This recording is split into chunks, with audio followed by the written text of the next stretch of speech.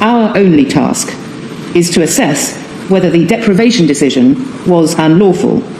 We have concluded it was not, and the appeal is dismissed. Your British citizenship, your passport, you think it's your right, your permanent shield, your irrevocable ticket to a life in the United Kingdom. You are wrong. Dangerously wrong. Today at Traveller, we are sounding a stark, urgent warning. The UK government has the power to declare that your citizenship is, and always was, a temporary privilege. For a specific group of people, that power is being used more and more.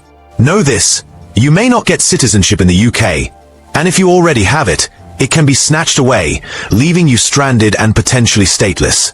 We're going to talk about how one wrong move, one lie from your past, or one trip back to your home country could result in the immediate revocation of your British citizenship. Many have already fallen into this trap. If you are engaging in certain activities, you may no longer be considered a British citizen, wherever you are in the world. Stay with Traveller, because what you are about to hear could be the most important information you ever receive about your life in the UK.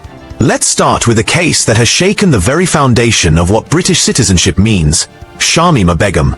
You know the name. A schoolgirl from East London who travelled to Syria at 15 to join the Islamic State group.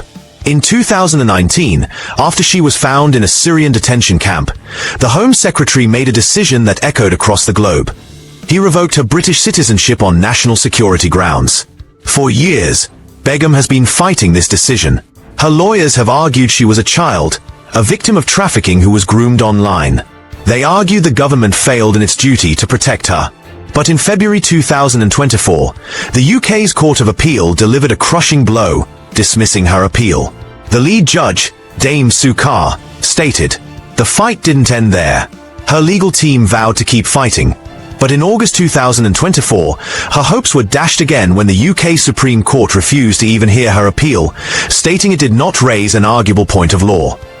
This means she must remain in a detention camp in Syria, effectively stateless, with no right to ever return to the UK. So why does this high-profile terrorism case matter to you? Because the principles used to banish Shamima Begum are not confined to her. They are part of a wide and growing set of powers the government is using to create what many now call a two-tier system of citizenship. This is where you need to pay very close attention. The power to strip you of your citizenship is enshrined in UK law, and it has been dramatically expanding. The primary law is Section 40 of the British Nationality Act 1981.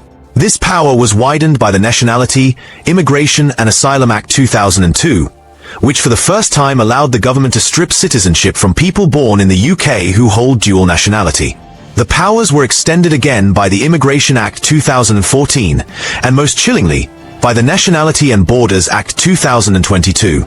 There are two main reasons you can lose your citizenship. The first is what caught Shamima Begum. The Home Secretary can revoke your citizenship if it is deemed conducive to the public good.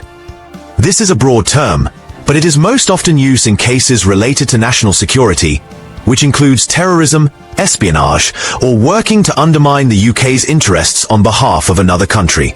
It also covers serious organised crime, such as involvement in drug trafficking or human trafficking, and even extends to war crimes or other forms of unacceptable behaviour, like the glorification of terrorism. Now, there's a crucial catch. The law generally states that the government cannot use this power if it makes a person stateless. So how did they do it to Shamima Begum, who was born in the UK? The government successfully argued that because her parents were of Bangladeshi origin, she was eligible for Bangladeshi citizenship at the time her UK citizenship was revoked.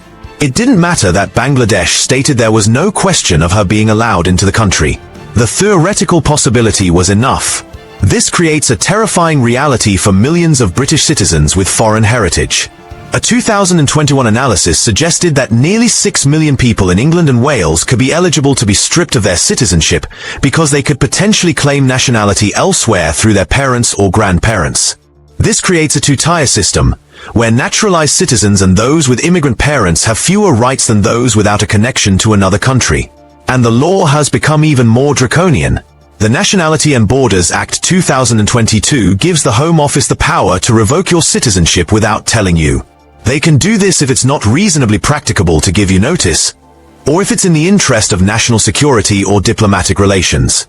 Imagine finding out your passport is invalid only when you try to re-enter the country you call home. This isn't a theoretical threat.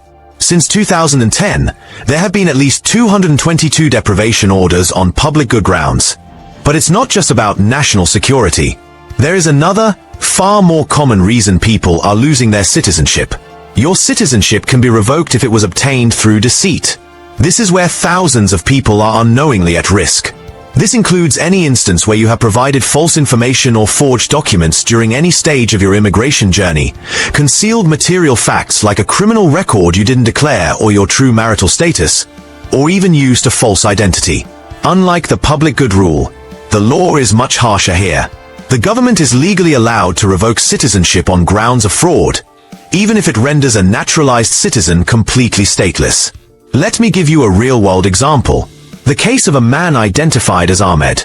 He came to the UK, secured indefinite leave to remain, and eventually, citizenship. His entire claim was built on a lie. He had falsely claimed to be divorced from his wife back in Pakistan, using a relationship with an EU national to secure his status. For years, he lived as a British citizen, but the deception was uncovered when he tried to sponsor his wife and children to join him, revealing he had used forged divorce documents. In 2019, his citizenship was revoked. The courts upheld the decision, stating he had dishonestly concealed the true nature of his relationship. His life in the UK was erased because of a lie told years before. This is not an isolated incident. The government is actively pursuing these cases. Since 2010, there have been at least 858 citizenship deprivation orders for fraud, false representation, or concealment. The number of these orders has increased dramatically, from just one in 2012 to over 300 in the year 2022 alone. Many of these cases involve people who lied about their nationality when claiming asylum years ago, such as Albanians who pretended to be from Kosovo in the late 1990s, only for the deception to be uncovered decades later. Let me be absolutely clear. If at any point in your journey to becoming a British citizen, from your very first visa application to your naturalisation ceremony, you lied, you concealed, or you deceived, you are sitting on a ticking time bomb. It doesn't matter if it was 5, 10, or 20 years ago. The Home Office can and will act on new information, no matter how much time has passed. So, what does this mean for you? It means your citizenship is conditional. It is conditional on your good conduct and on the truthfulness of the information you provided. That holiday you take back home? If you get involved in serious criminal activity or actions that could be deemed a threat to the UK, you risk being barred from returning. Your passport can be cancelled while you are abroad. That little white lie on an application form from a decade ago? If it's discovered, it could unravel your entire life here. The government's power is immense. While there is a right to appeal a revocation decision, the battle is uphill, expensive, and emotionally devastating. In national security cases, appeals are heard by the Special Immigration Appeals Commission, where the government can use secret evidence that you and your lawyer are not allowed to see. The courts have shown they are reluctant to interfere with the Home Secretary's decisions. This is the new reality of British citizenship. The rules have changed, the powers have expanded, and the consequences are severe. This is not to scare you without reason. This is to educate you, to warn you. Your British passport is not a permanent shield. For some, it is a fragile contract that can be torn up at any moment. If you fall under the categories we've discussed today, if you are hiding a secret from your immigration past, or if you are considering activities that could be deemed not conducive to the public good, I'll leave you with this final, chilling thought from the government's own policy. British citizenship is a privilege, not a right. Thank you for watching, Traveller.